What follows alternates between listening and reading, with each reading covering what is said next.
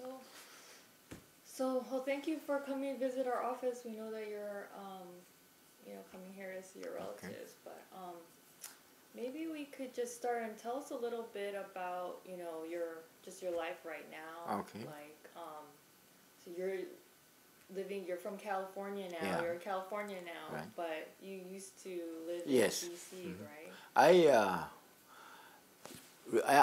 I was retired from U.S. Department of Agriculture. My profession is economics, so I am economist.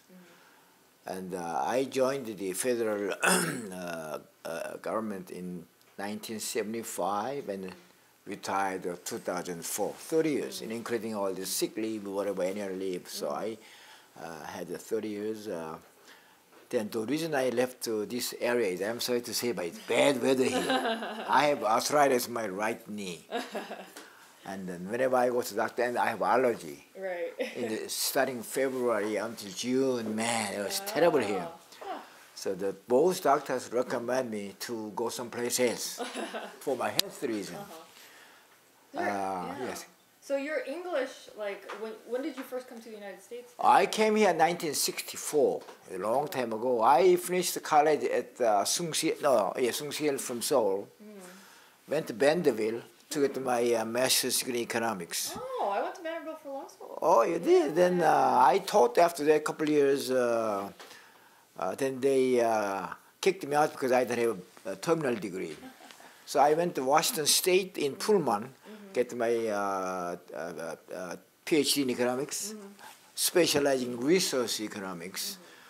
That time they hired me at the USDA. So that's why, in terms of education-wise, got a job and then worked at, a little bit, studied junior economics and then went up to senior economics and then basically, you do research, staff report for the Congress, staff report to White House, and then you go to professional meetings to present your papers. That's basically I did. What kind of research did you do?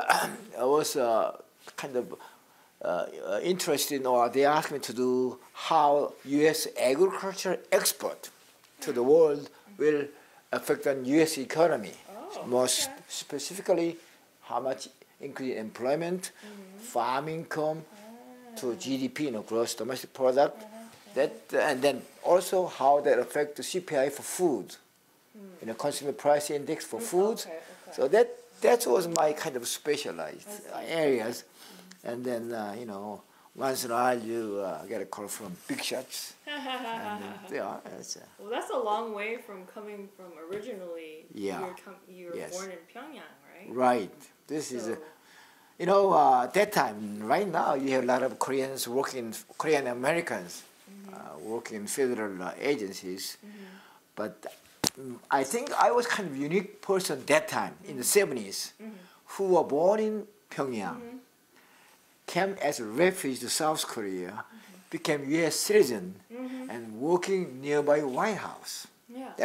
So whenever I was riding my bus from Virginia, I used to write that, can you imagine that how in the world the Chin-guk Lee is working just 2 blocks away from White House?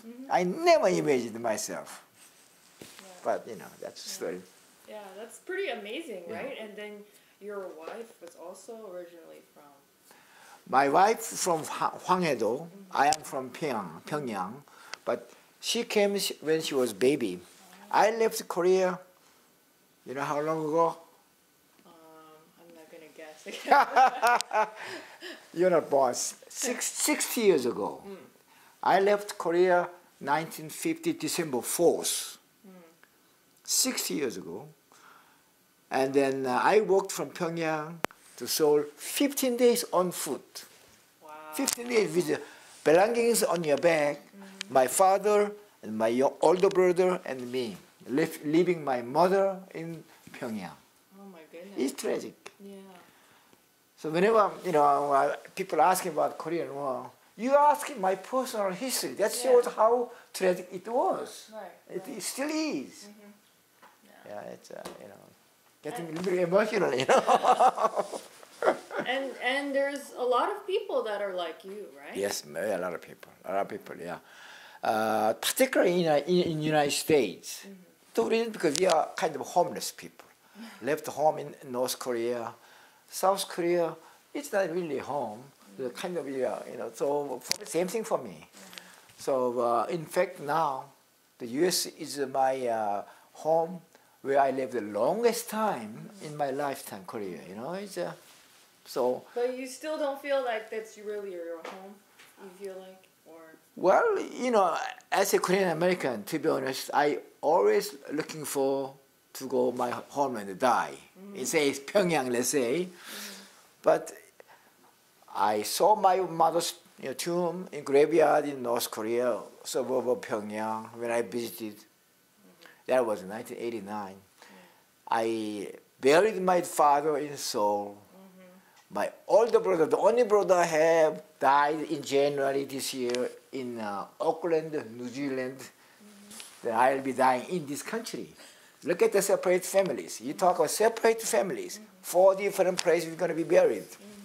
But everybody wanted to come back, right? Everybody wanted to come back to North Korea. Right? Yeah, that's right. Everyone come back.